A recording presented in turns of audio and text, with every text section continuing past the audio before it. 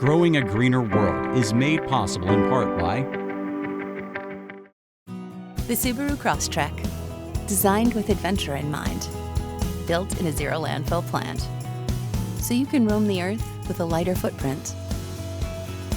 Subaru, proud sponsor of Growing a Greener World.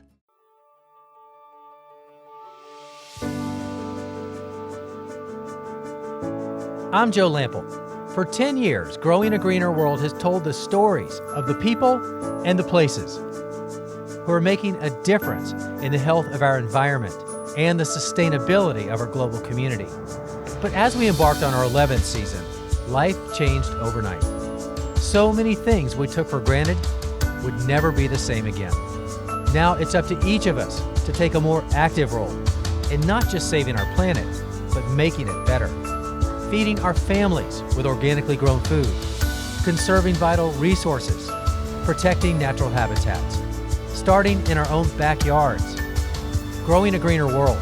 It's still our mission, and it's more important than ever.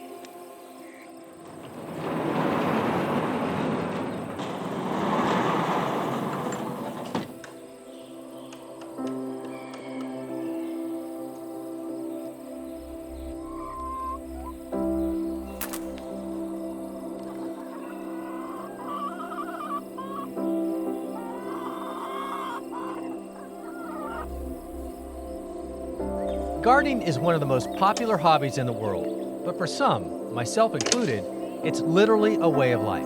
It's my career. And while I absolutely love it and can't imagine doing anything else, that passion doesn't make it any less of a job, one that requires a lot of hard work. As someone who makes their living with plants, I get asked all the time what a typical day in my garden is like. Well, not every single day is wall-to-wall gardening, but there's no shortage of work to do for a garden that's this big and this productive.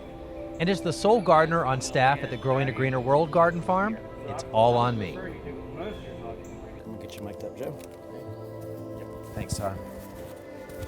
With a really busy travel schedule that has me all over the country filming episodes for this show, it's really important that when I'm finally back home, I'm doing all that I can to keep this garden as healthy as possible so that when I am traveling, I don't have to think about this garden for a few days. While there's a lot less traveling this year, there is no slowdown in the demands on my schedule. And those days off the road that had me dreaming about finally getting caught up in the garden have instead been replaced by other duties related to my life as a gardener who does it for a living.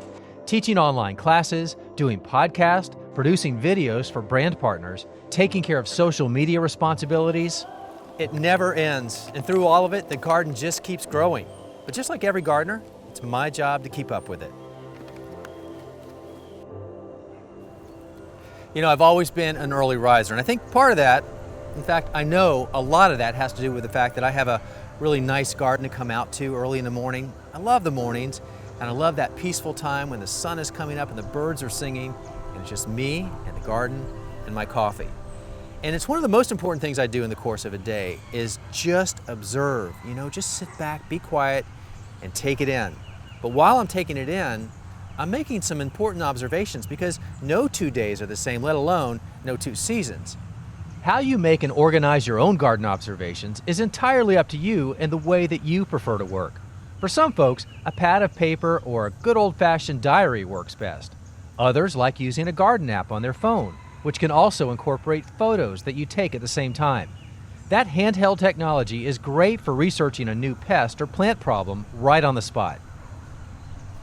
Taking an up-close and personal inventory of your entire garden and every plant in it is really easy to do if you do all of your watering by hand. And since you should be doing your watering in the morning anyway, it's a simple way to knock 2 items off the to-do list at once. Now, to be clear, I am a drip irrigation guy. It's the most efficient way to water, and it can put your watering on autopilot. But you know, every now and then you need to provide some supplemental water. And for that, when I do, I'm using a watering wand. I like that because it too puts the water right at the base, right where the plants need it, and I can control the flow and the volume. So that's really important. But you know, no matter how you choose to water, timing is everything. And the best time to water is early in the morning, so your plants are fully hydrated before the heat of the day comes on.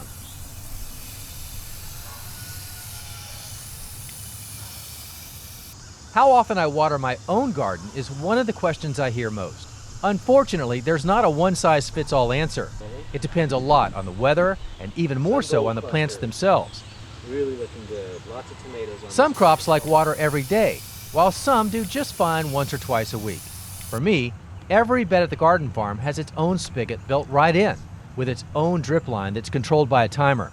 That way, I can have my bed of tomatoes set up automatically to get water way more often than my beets, which don't require nearly as much.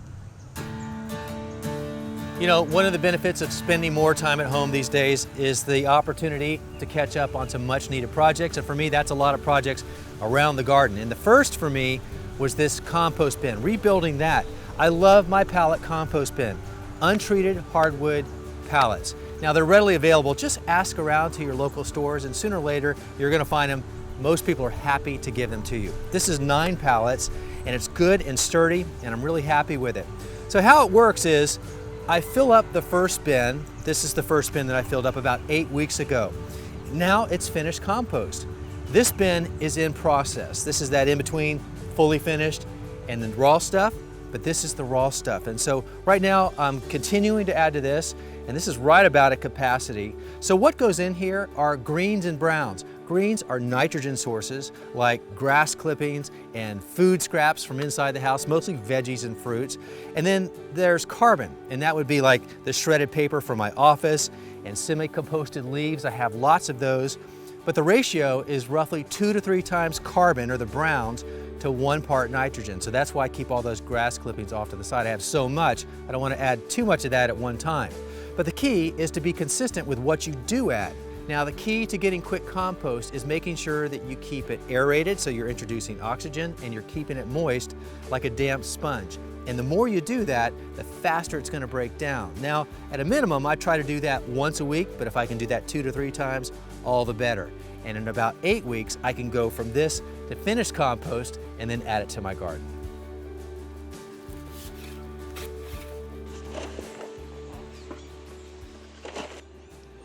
I go through a lot of compost at the garden farm with 16 4x12 foot beds and all the perimeter plantings. But an increasing amount of that compost gets used in a small side business run by my daughter Amy. It began 3 years ago in an episode you may recall from season 9, when Amy wanted to try her hand at raising and selling heirloom tomatoes to earn some money. Well, she's now in her 3rd season of growing and selling tomatoes, peppers, and various herbs. She's built up a list of loyal customers and done well at local farmers markets. But with so many of those markets shut down in 2020, we've had to tweak that business model a little to set up shop right here at home. She can still sell from her inventory while practicing safe social distancing with her customers who are willing to make the drive. On sale days, that can take up a pretty sizable chunk of time. Setting up, hauling out plants, running the sales table, talking with customers, helping load plants and restock the bench, and then taking it all down at the end of the day. So on a day when she's not selling, it's a chance for me to make some serious headway on my own to-do list. One of the big things on my to-do list for today is to plant this 4th and final row of bush bean seeds right here. Now, a month ago, I planted a single row along that edge, knowing that I would come back the next week and plant the 2nd row, a week later the 3rd row, and this week I'm planting the 4th row. And that's called succession planting. And the reason for that is I like my beans young and fresh and tender, and I like to snack from the garden. And the only way I can really do that over a longer period of time is to plant it in consecutive weeks. Now, bush beans are really productive over a short period of time, but then they're kind of done. So by staggering that planting time, you have more beans over a longer period of time. So that patience and that discipline really pays off. But if you're into canning and preserving and you're good with all those beans coming on in a relatively short period of time, then go for it. But for me, I really like the way this works. So let me show you my technique for getting those bean seeds in the ground. Keeping my rows nice and straight and my seeds properly spaced is all made super simple with my DIY planting board. The notches in my 6-foot-long planting board are cut every 3 inches with deeper notches at the 6 and 12-inch marks for easy visual reference. Even after planting, there are a dozen different ways I use my planting board, and I can't recommend this simple tool enough. Best of all, it takes less than 30 minutes to make one and uses a length of wood you probably already have lying around. To learn more about making a planting board or anything else discussed on today's show, go to growingagreenerworld.com and check the show notes for this episode.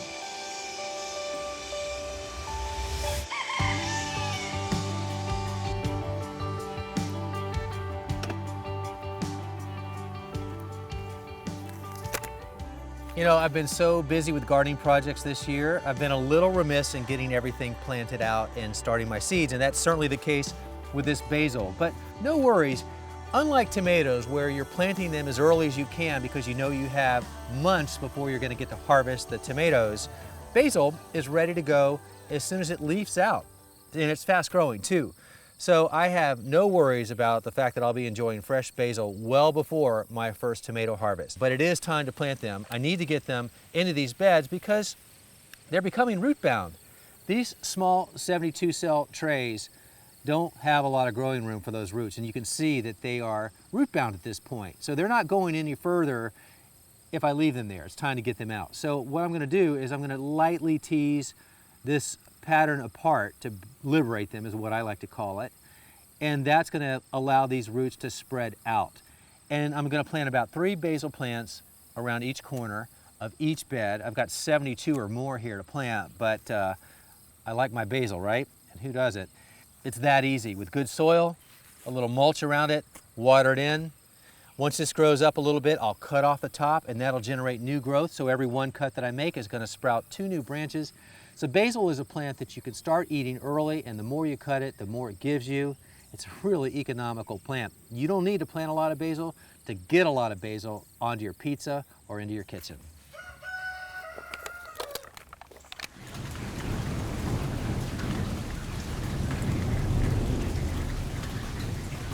Like any gardener, I'm often at the mercy of Mother Nature, who sometimes seems to have a to-do list of her own that may not always match up with mine. Today, for example, I'm chased inside by a midday rain shower that's making it too wet and muddy to work. But for me, lunchtime is always a great opportunity to do a little multitasking inside and out of the elements. Today, that means a little geek out session on an insect pest I found on one of my tomato plants during my morning inspection. Here's where technology can be a gardener's best friend. With a basic plug-and-play digital microscope, I can zero in and get a good look at this tiny guy. It's just a common aphid, but it's always fascinating to study any insect or bug under a microscope. There's so much more to see. A rain delay is also the perfect opportunity for me to catch up on emails and messages, do some social media work for the show, or squeeze in a podcast interview. Craig LaHoyer, talking live from Zoom. He's in his home now in Hendersonville, North Carolina, his new home. Fantastic place. Just because you can't be in the garden doesn't mean you can't be getting better at gardening. Reading gardening books and magazines, visiting gardening websites, watching video tutorials, listening to gardening podcasts, and interacting with online growing communities are all so important to increasing your knowledge base as a gardener. It's where I learn new ideas, hear about new techniques, and get inspired to try new things. By making the most of my time outside the garden during breaks like this, I know I'll be able to be even more productive when I get back in the garden. Just a few more things on my to-do list for today. I am excited because I'm going to pick up some flowers from my friend Peter. He's got some foxgloves that have self-seeded, and I'm trying to add more flowers around my raised bed garden to attract the pollinators. And so I'm off to pick those up from his house. The weather's breaking. Sun is finally out. Hopefully it stays that way. And then I've got a trellis to make. So we're not through, but that's okay. Still some fun things ahead.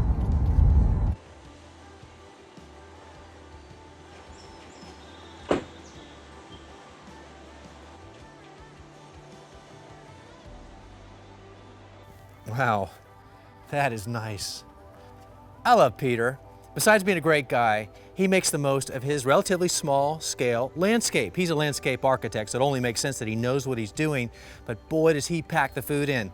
Like right back here, there are 64 tomato plants. And what I love is his system for supporting his tomatoes. Now, unlike my tomato cages, he's got this string trellising system, and that's another great way to support those tomato vines as they're growing up, like trimming them down to just 1 or 2 main leads. There's some special things you need to keep in mind, but oh, what a simple way to grow a lot of tomatoes in a relatively small space without all that extra wire. So let's go take a look around, and I'm going to pick up those plants on the way.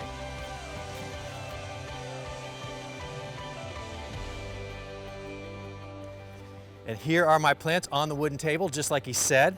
I have my foxgloves, and these are some giant rudbeckia, which will be great to mix in with all the other flowers that I'll be planting around the vegetable garden. Nice. Thank you, Peter, wherever you are.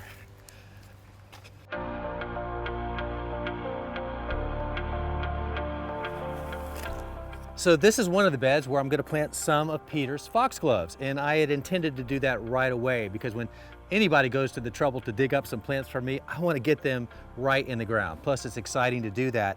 So that was the plan and on the to-do list for today, but not anymore. We've had so much rain over the past few days, and I live in Georgia where the soil is clay and heavy, especially when it gets wet. In fact, let me show you what it looks like. So see that? When it's wet like that, that's really sticky, and that is not ideal conditions. So the foxgloves and my other pollinating plants will wait for another day's to-do list after the ground has had a chance to dry out. And that's okay, you roll with it, because there's always another project to tackle.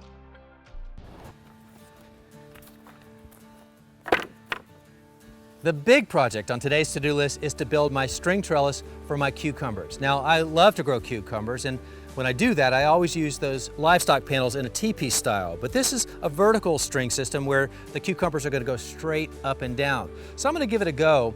In the past, I've had too much disease on those cattle panels, so I think this is going to do the trick, and it's really been something that farmers around the country use with great success, including my friend Phil just down the street. So I'm just modifying his system with some simple parts, just 3 2x2s and some hardware, and you'll get a better idea of how all this works once I get it assembled. I've cut the ends of 2 of the 2x2s on a diagonal to help me stake them into the bed. These boards are pretty long. 18 inches are buried in the soil, and the tops still stand a good 6.5 feet over the bed. That gives the cucumbers a long way to grow vertically. The soil will help hold the post, but I also anchor them to the bed with outdoor-grade deck screws. The third 2x2 will rest on top of the post, so make sure yours is long enough to do that. A helper might come in handy for this step. You may recognize Todd from our Growing a Greener World crew.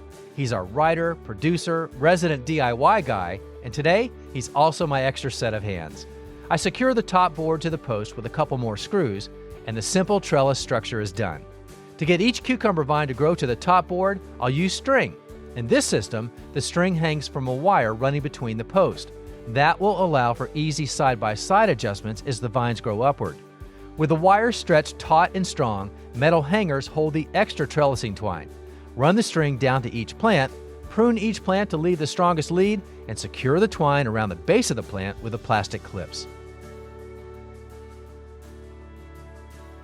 Essentially, the clip is just there to keep the string close to the vine, and as the vine grows up, I'll add additional clips along the way, and if all goes well, in about 4 weeks, I'm going to have a beautiful wall of cucumbers. They're going to love it, and I'm going to love it. Yeah, I don't think Carl loves it. Right. Good point. So what Todd was referring to is the fact that Carl is the director of photography. So he's doing his job, always assessing the next shot from an aesthetic standpoint.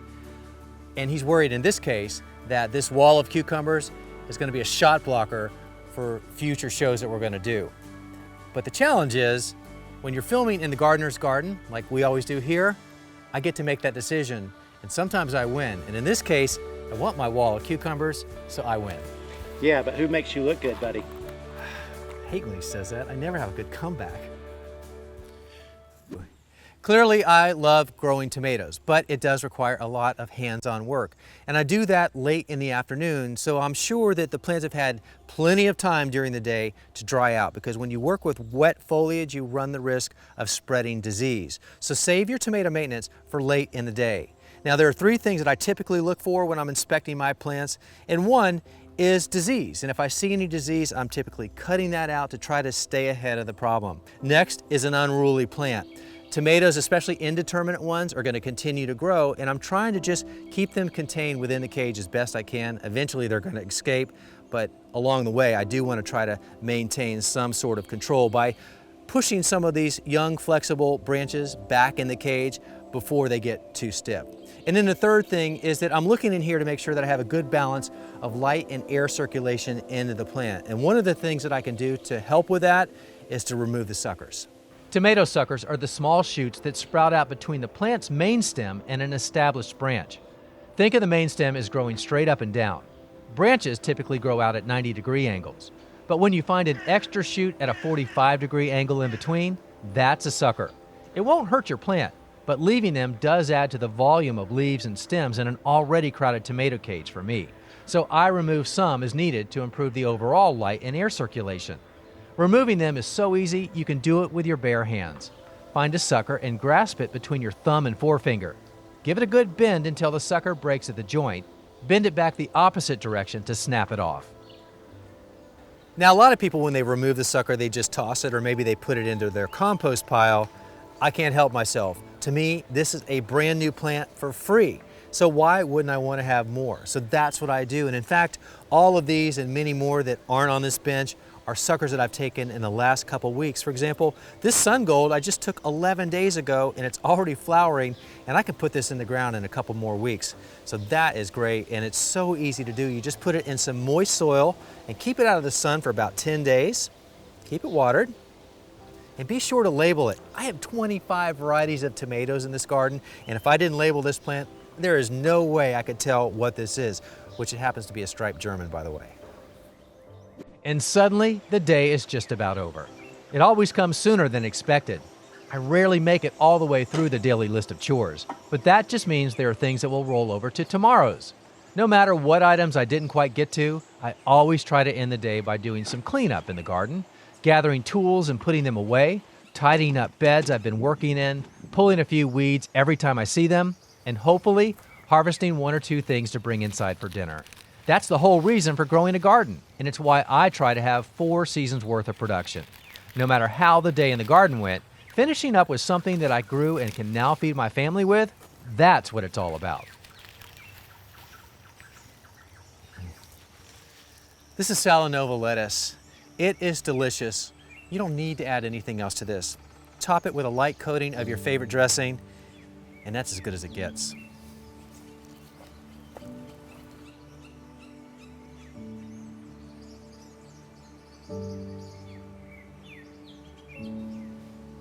You know those days where you've worked really hard, like the whole day, but at the end of the day, even though you're exhausted, you feel really good, like exhilarated? Well, that's how I'm feeling right now. It's a very good tired. The crew has long gone home, I'm sure, or I hope they've had great meals because I sent them home with some of that amazing lettuce. And yet, here I am after my great dinner, taking in the garden one last time. But this time, it's not work. It's reflection and relaxing, listening to the birds and the wind and just taking in nature and the plants and celebrating the experience of being in the garden. It's a great way to end the day, and it's a great way to begin the day. The work never goes away, for sure, but that's okay. Just embrace that and be thankful that you have an opportunity, whether it's your own garden and you can grow your food, or you're in a community garden, or just a chance to visit a public garden. Take advantage of that, because we need that now more than ever. And I'm glad that you were able to spend some of your time with me here in my day in the life at the Garden Farm. So thanks for joining me, everybody. I'm Joe Lample, and I'll see you back here next time for more Growing a Greener World.